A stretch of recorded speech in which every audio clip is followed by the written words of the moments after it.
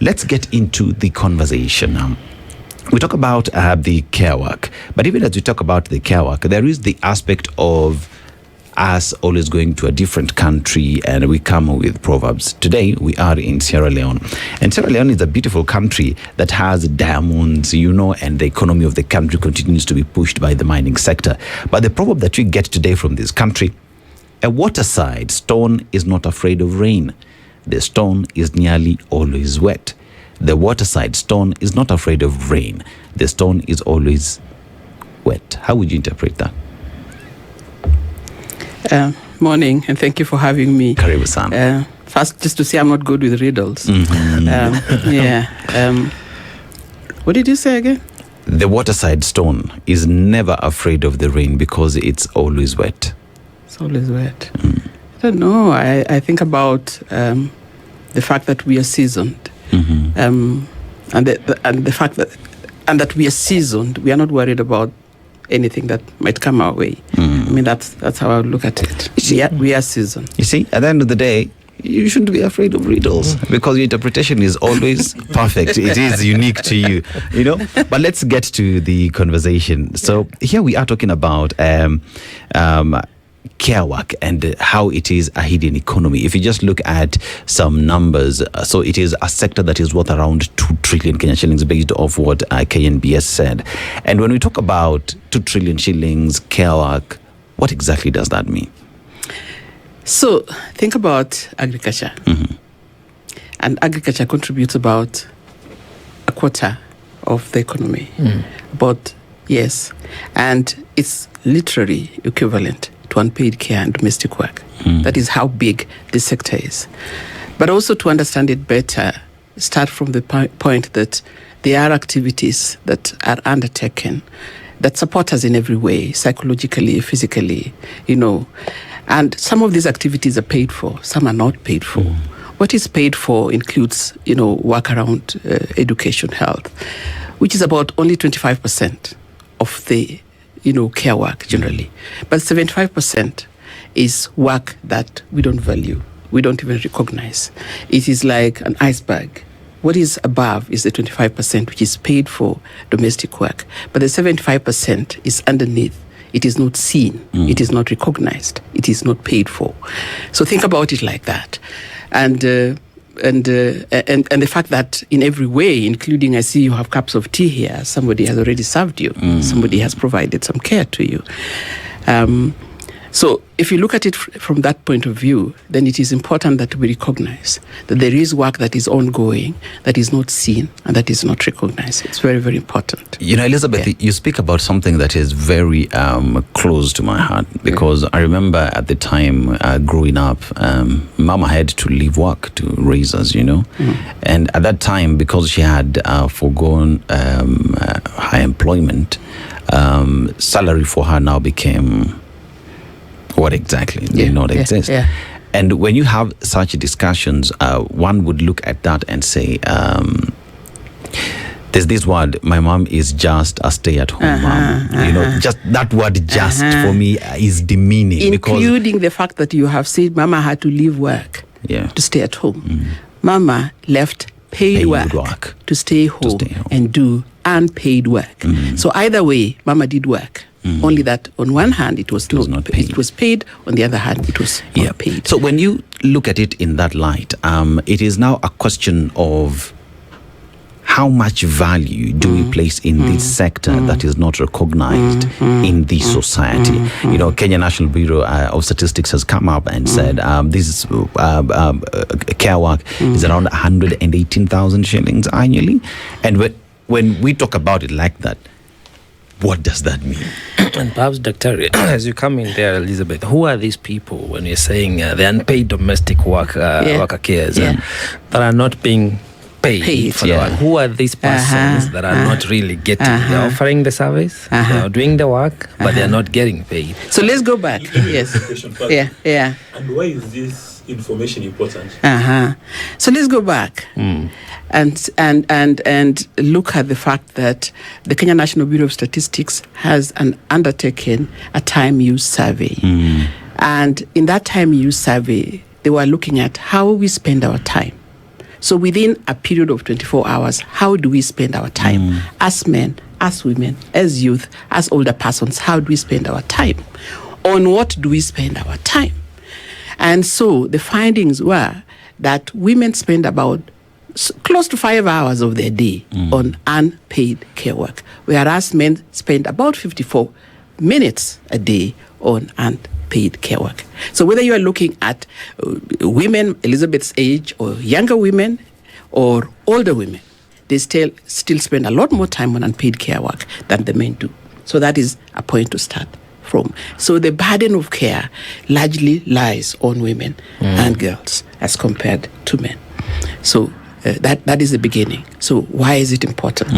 First, it is important that we recognize the Kenya government is contributing to the Sustainable Development Goals. In Goal 5 on gender equality and the empowerment of women, there is an indicator 5.4, which is calling upon us to recognize unpaid care work. And so this study is part of it. The Time Use Survey is part of that recognition that there's an issue, and that issue is largely on women and girls, and that we need to recognize that it is a problem. We need to recognize that there is unpaid work that is happening. Normally we just say, oh, my wife stays at home, or my sister stays at home. She doesn't work, which is not true. She does work. So recognize that it's an issue, that it's actually work, and that it has an economic value, and work to reduce it. Okay, and how do we reduce it? Maybe using technology, different kind of technologies to reduce it. So, for instance, how much time do women spend going to collect firewood? And first of all, don't think about your situation, because we are not homogeneous. We are heterogeneous. We are different. Okay, different places. Their lived-in experiences are different. So, how much time are they spending going to collect water? How much time are they spending going to collect firewood? Okay, so reduce it using technologies, using infrastructure. Okay, then redistribute it across the board. Make sure that all of us are doing fairly, whatever. So if you're at home and you're married and you're young, you have a young child and she's busy in the kitchen, hold your baby, for goodness sake. There's nothing wrong with you holding the baby. It's part of redistributing this work in the household. And then reward accordingly. So in a case where we have people who are doing unpaid care, or doing domestic work, for instance, how are we rewarding them? Are we appreciating that they're doing some work and rewarding them accordingly? So reward accordingly. And finally, represent. Let's hear voices of people speaking about what it is that they go through. Allow people to unionize, so that they can influence the policies at their workplaces, influence their salaries, for instance. Well, that is because there is the paid domestic work. Yes. And I do agree it plays a bigger role in supporting our society by and large. And so compensation of payment or salary on that ought to be well commensurate with the services. Yes, otherwise we will not have all these girls running to the Middle East because they are looking for better pay. And still they go there and become domestic workers, and they have lots of issues again coming from there, because there's the issue of labor export, modern slavery, all these issues come into play. But I want to bring the point closer home to our domestic family units. Some would argue that what my wife does is part of contribution and building the family. And remember also, we are existing in a cultural setup because we are Africans, and culture is hugely an influencer. If we take some of these roles, the social roles, because that's how we've been socialized, wouldn't that then compromise the family unit and the values they are in? Some may argue that you're reducing a woman to just the mother, or just existing in the household. You're giving too much to the man. Do I need to start paying my wife because of the services she rendered at home? Well, it could be the man doing the unpaid work. Or the opposite. It could be the man doing unpaid work. So how do we marry in a larger context the advancements that we are seeking for human rights with the cultural existence, which also needs to be very well preserved? So first of all, that advancement is not just for human rights and well-being. It's also for economic advancement of this country. How do we calculate our GDP?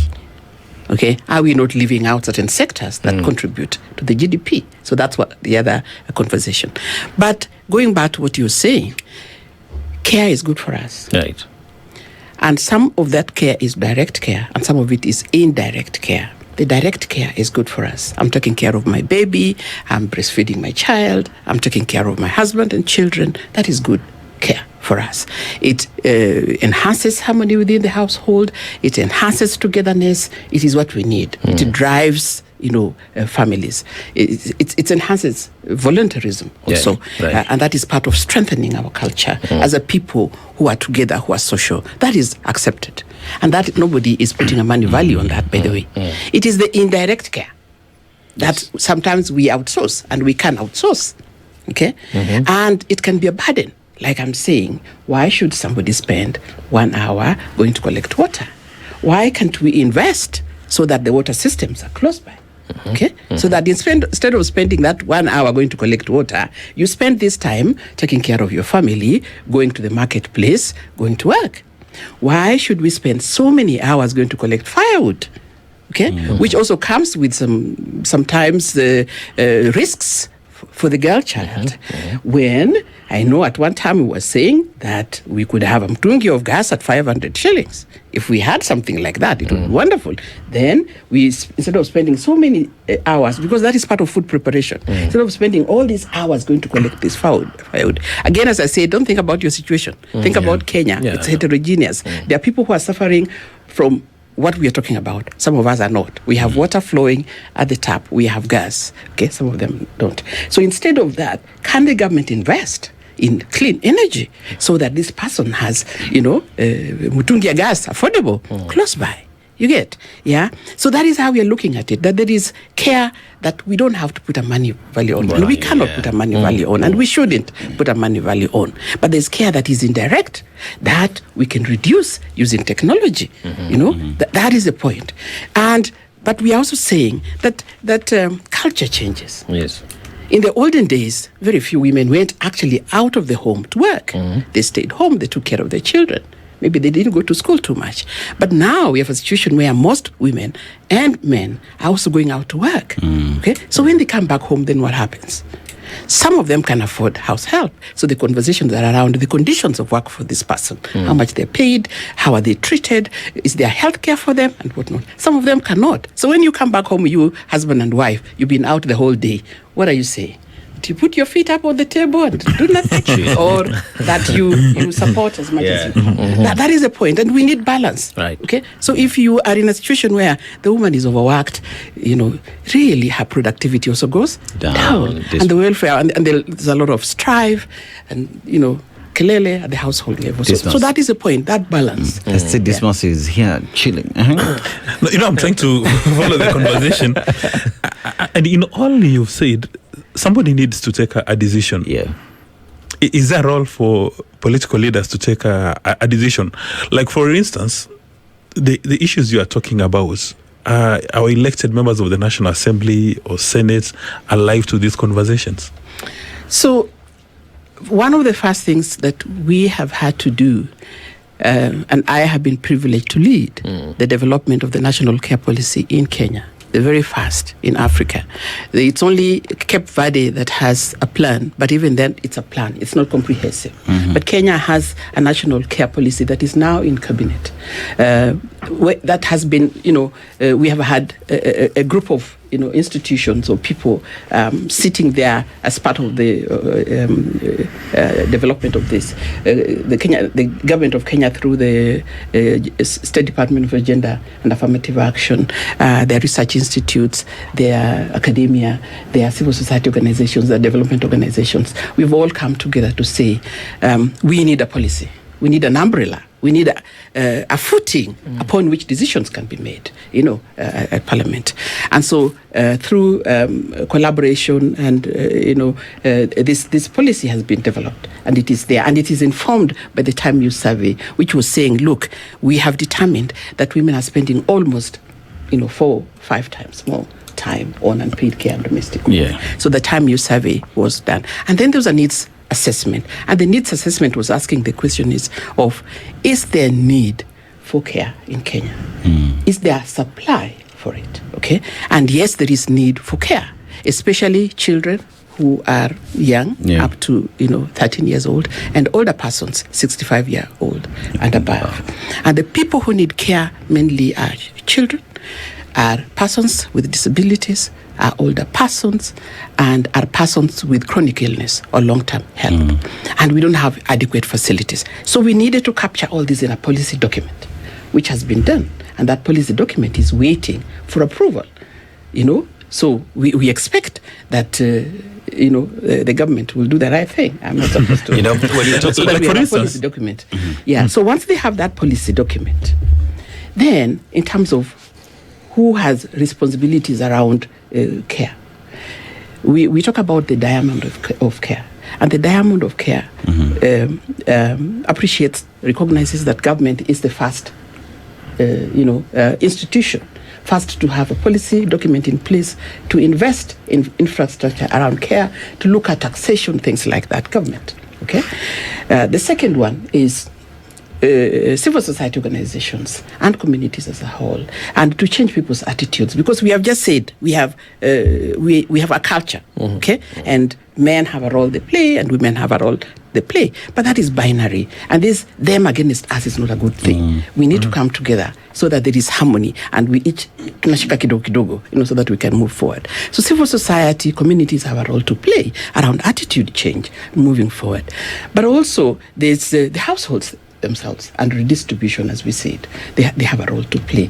Private sector has a big role to play around innovating on technologies, around investing in communities and some of this investment. So we have a diamond of care in the sense that government has a role, private sector, civil society, and households. All of us and members of parliament are part of all this structure. To them, the devil's advocates. So, like for instance, when members of the National Assembly come up with these water provision programs, and it saves the ladies, especially in the countryside, from maybe walking for 1 hour to go and get water. So the round trip is 2 hours. That adds value. Absolutely adds value. That is why it's so important for us to understand what is it that we are saying. We are not just saying who's washing, who's shirt. That's not what we are saying. We are saying there's a lot more to that, to these issues around care. So food production includes collection of water. It includes, collection of firewood. So in collection of water, we want water systems close by. So if a county invests in water systems so that water systems are close by, you are reducing the time that these people are wasting, men, women, young boys, because when you send young girls and young boys to go and collect water, what about their education? How much time is that taking away from their going to school? Okay, so that is good. Okay, so the members of parliament, the counties, the government investing in water systems, investing in clean energy, all that counts. Allow me to draw a contrast. Back in 1990, we had the infamous Beijing movement for women empowerment. Infamous? Well, arguably. Very famous. In some quarters, it's not very well appreciated. However, here back in Kenya, it came and took off, and we saw the impact it has led to a society. Now, I'm trying to think about the impact of what this will have. Because that Beijing Women Empowerment Program, which has given a modern society, in a manner of speaking, there are some negative connotations that are attributed to it, arguably so.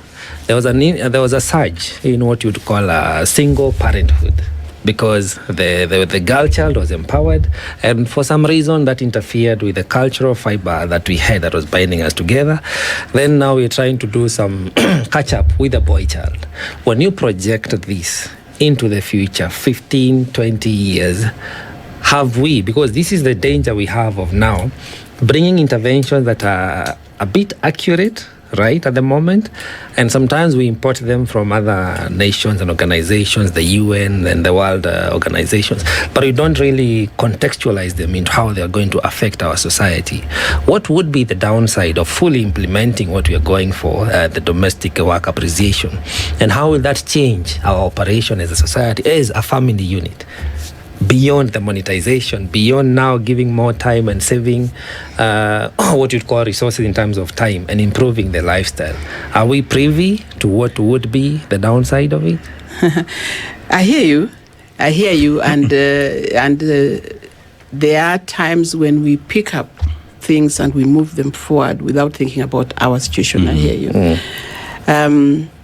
But I can tell you for one that societies are in flux.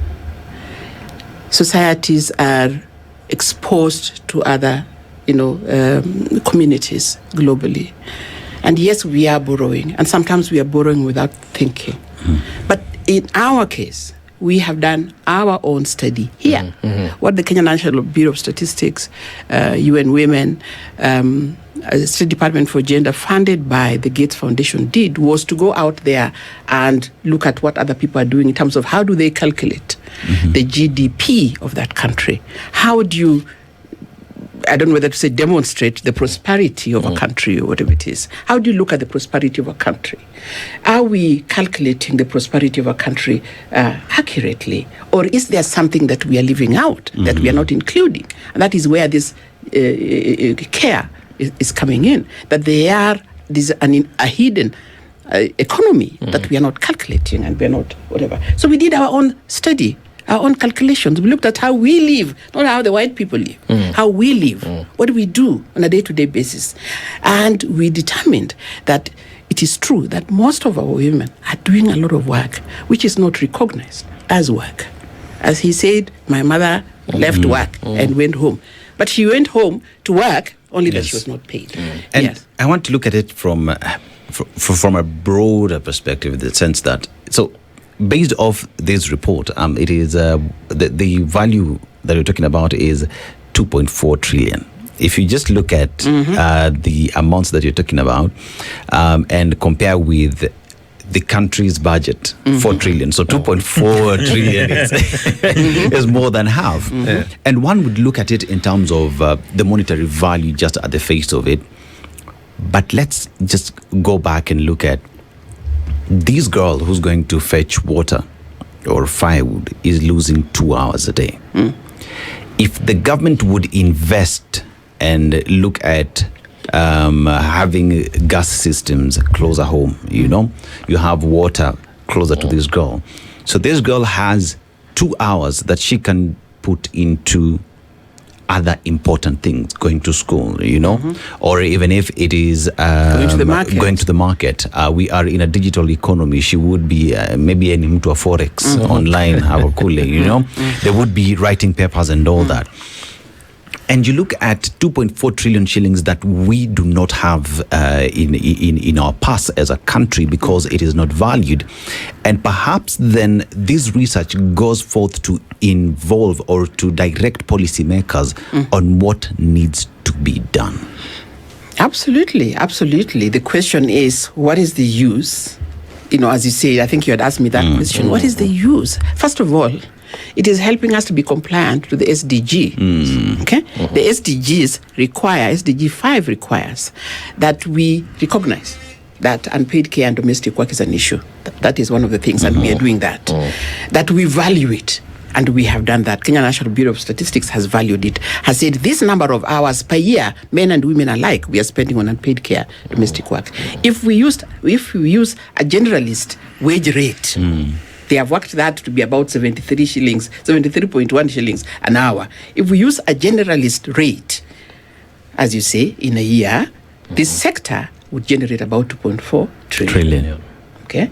So what do we use? What is the point of this data? So one, SDG, as we said. Two, how do we invest as a country? How do we invest? How do we allocate our funds? In what sectors do we allocate our funds? Do we, for instance, grow the ECD sector? Because as we grow the ECD sector, then we train more teachers, okay? Yes. Yeah?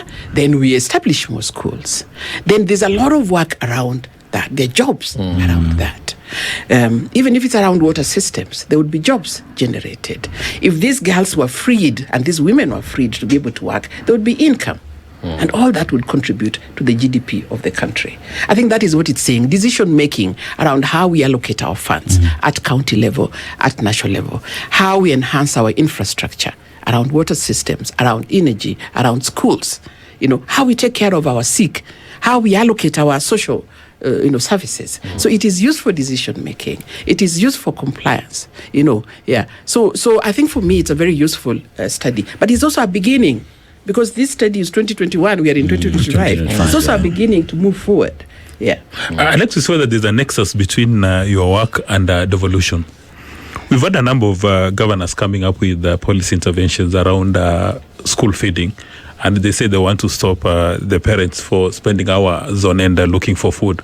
Like, for instance, the governor for Murang'a has got a school feeding program, and also the governor for Nairobi, Sakaja, has got a school feeding program. Is there a close link to this? I think the first thing to say is that we have one policy that we are developing, an umbrella that, should embrace all of us in the country.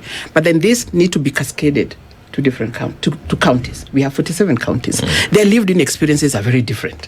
What Murang'a is struggling with is very different from what Kisumu or whatever it is struggling with. So there's need to then cascade this policy to county levels so that it can inform decision making at those counties. If the county decides shida yetu ni maji, then let them invest their money in water. If they say our problem is nutrition, food for our children, then let them invest their money in nutrition. So really, in my mind, this study should help a lot more contextualization of the way that we spend our money as a country at county level, looking at what it is that our problem is and how we allocate our money. So in my mind, the governors need to be cognizant or be aware of this policy, and they need to look at this policy from their point of view. We piloted this program in West Pokot, Kitui, and Laikipia. And when we had a conversation with West Pokot, when we went back to say, okay, so since you understood this concept, how has that affected your thinking? And I was talking to the director of finance, and he said, one of the biggest problems we have is because of insecurity, our women have to walk long distance to take our children to school in the morning, before they come back. We are trying to increase the number of schools, so that she has a shorter distance to go so that she can come home, so that is saving time. We talked to an MCA who said, with the little money that I have, I want to improve the water points so that women don't have too much time to spend. So the investment then at county level would be context specific, depending on the lived-in experiences, depending on priorities of those communities. And that speaks largely on, because we've just looked at the counties. So here is what the education CEC is saying, or what they will do, increase more schools. So here we have the other aspect that is now the CEC water will increase water points to lessen the number of the distance covered. But then again, you look at the underlying problem, which would be security. So security is the problem. So that then again is escalated to the national government to deal with security, so that the citizenry of this county are able to live a life that is of quality. But I want to look at it in terms of at our homes, in our homes, So we have individuals who are helping us, taking care of our elderly, those who are taking care of our children. And some, usually you find it's a relative who school fees was a problem, or you've brought someone from Uganda, Tanzania. And if you look at the statistics on how much we are paying vis-a-vis, there's a policy, NHIF and all these things, but there are those who say, namlipa, anakula kwangu, analala kwangu, so I decide the rate. So how do we have a conversation on a national level on how, first of all, this information will get to each and every person and understand that there is a law and that everyone plays by the rules? Because most of the time we have the law, but it remains being a suggestion. So it's interesting. Anakula kwangu, analala kwangu has led to the 73.1 shilling wage rate. Okay, because they are taking care of other things. Otherwise, the rate should be higher than that. So I think for us it was first, do we have a policy in place? Because if we do have a policy in place, then we have a leg to stand on and to say, as a country, we are determined to recognize that the unpaid care and domestic work is an issue.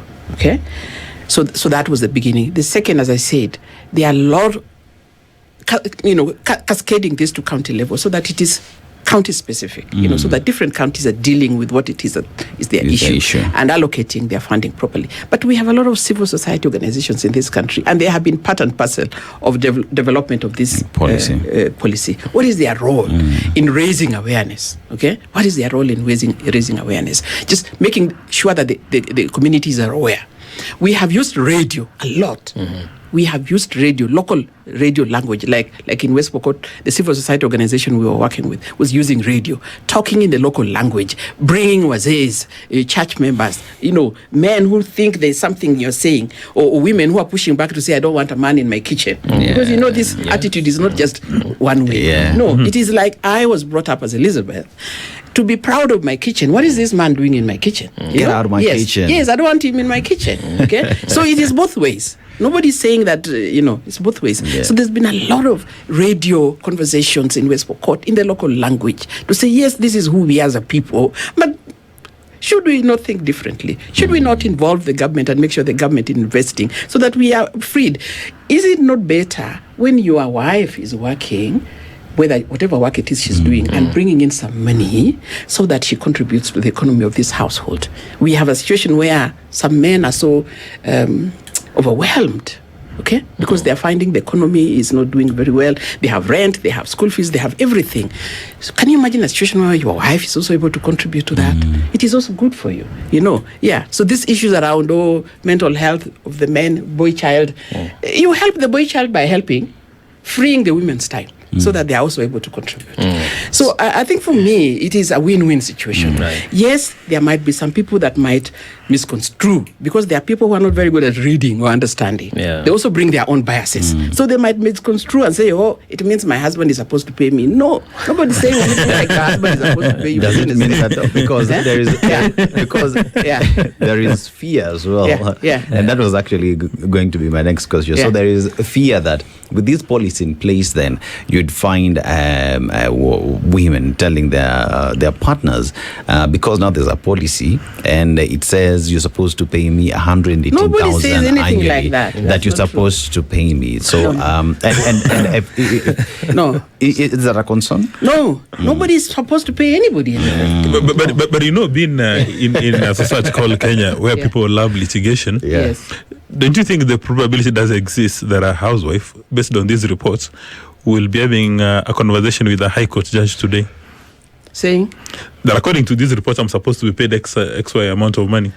Or could it even be not used in the divorce proceedings, that I've been your wife for 20 years, stay at home, and I can now use these reports to quantify?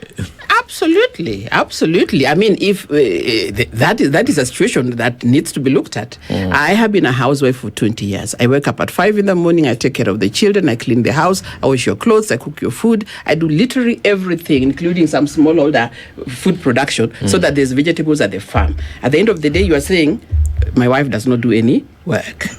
Then 10 years down the line, you're fed up of me, you're getting rid of me. Okay? And you're saying my wife has done nothing. But is it true? No. So it is, this data is beautiful data, because it can show that the wife has been contributing to the household economy. And paid work. Yes, she has been contributing. He went out and worked, and he was paid. She stayed home, she worked. She was not paid. But it is equivalent to what this much. Now, so if he has some, whatever it is, he can't just say, hakuna kitu Elizabeth, these are the potential repercussions I was talking about, because they'll come in play, because separation, divorce is going to happen, and men and women will continue to play their role as they should, because again, remember, this is a unit. People have come together by consent. They're raising a family.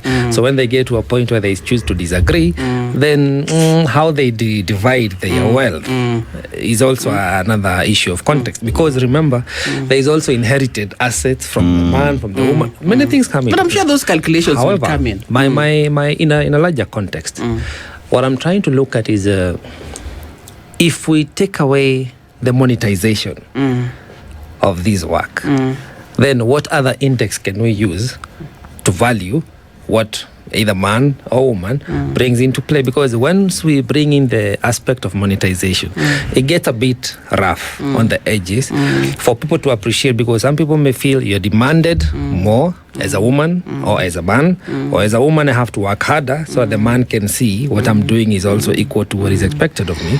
Perhaps you could have other, moving forward, doesn't have to be now, other indexes that could help us define the valuation we are talking about, because again, these are humans and we don't want to get into the bedrooms and kitchens of family units by law through a policy that could disintegrate. No, I hear you, but how do we calculate our gross domestic product? It's money value, it's market value, and we're trying to see how do we bring this hidden sector and put a money value on it. But having said what you've said, I have been part of what we call feminist economics, where they are saying there's a lot of qualitative type work that is happening that is difficult to quantify, because we use mostly statistics, which is quantity.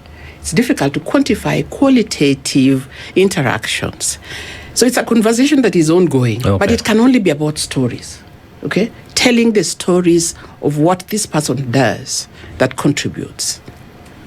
But at the end of the day, how does the government then say that this sector, for us to be able to put money, invest in this sector, to grow this sector, how does the government then put a money value on it, unless you go the way that the Kenya National Bureau of Statistics has gone, using the household satellite account. But there's already a lot of conversations around feminist economics, around qualitative work, around stories of what has happened, of impact of some of these things that are hidden. That is already ongoing. Elizabeth, that's already ongoing. You see, the greatest part of this conversation is giving solutions. And this is a report that has been there since 2021. It's a 2021 report. And the data. The data, it's a 2021 data. And one would just pause and ask, okay, fine. If it's a data that is 2021, we are in 2025. And one would have hoped that perhaps there is a little bit of movement. We know what you just told us in terms of cascading into the counties and what it is they're doing. But from a national level, has there been any movement with regards to see that these data that we collected is helping us do A, B, C, D? Because as a country, we are also privy to the fact that a lot of this information just gather dust. Yeah, so first of all, part of this national policy that is in draft, is in cabinet, has 10 areas of commitment by government. One of them is that they will undertake regular time use surveys so that we know where we are at. Is the unpaid unpaid care work reducing, or is it improving? So regular information is part of what government is focusing on or committing to. But the report has just come out. The policy has not yet been approved. We are trying to pilot by sending out information, helping people understand that it's an issue and that there's need for us to recognize it, and there is a need for government to invest. But I cannot say that so far we can say there's been a change. No, this data just came out last week. The time use survey just came out last year. So I can't say there's been a movement. But there are all these civil society organizations out there. Gates Foundation has been big on funding this. They are the ones who have funded the data. From conversations have been happening from 2017 almost, making sure that we have the right data, because it must be policy. The policy must be evidence-based. If it is not evidence-based, we have no foot to stand on. So I cannot say that there's been any movement, but the movement has been around policy. Draft is in place. There's been a lot of awareness created. People are beginning to hear about this and thinking, oh, kumbe, it can actually contribute to the economy of this country. But it will only hasten. It will only improve with time. That's what I think. And that would improve with time due to good political goodwill? Absolutely. And that includes, how do we spend our money? Do we even think it's an issue? Okay, think about the 2/3 gender rule. For how long has it been sitting there? It's not been able to be approved. So we are hoping that this is not Saturn. Okay? Because if you sit on it and then you don't approve it, it means that now the counties cannot begin to think, okay, about investing in what we are talking about. At the county, the treasury might not think that it's important to begin to invest in some of these care sectors. And they include care, not just domestic work. Yeah. You know, we are talking about two things, care and domestic work. And care, I don't know how many of you know of families that have people with chronic illnesses who are at home. There are no care infrastructures. I know people whose lives have come to a stop because there are no care infrastructures for people with chronic illnesses. Okay. Perhaps of note as we wind up is to note that the odious debts we are continuing to accumulate as a country, the unpaid domestic workers are part of that. So on top of they are burdened financially by the odious debt, but they have no means of repaying. So that's an interesting conversation to further, I guess. I also think that a clever politician, especially a governor or an MP, who studies or socializes these documents and implements some of, comes up with programs aligned to these statements, will find it very easy to win an election. Yeah. Absolutely, because look at even just water tanks. The fact that you are distributing water tanks and women are able, or families, not just women, men and women alike, households are able to harvest water so that they have water nearby and they're not going long distances. They'll say, you see, I've reduced the amount of time you households are spending on doing ABCD so that you are able to, where can Kenyans find the report? Just to engage with it. Kenya National Bureau of Statistics. Yeah. Yes. Yeah. Elizabeth Obanda, Women's Economic Empowerment, the Hidden Economy, Valuing Unpaid Care Work, is the conversation that brings the Situation Room, Kenya's biggest conversation, to a close. This is the Situation Room, the only way to start your day.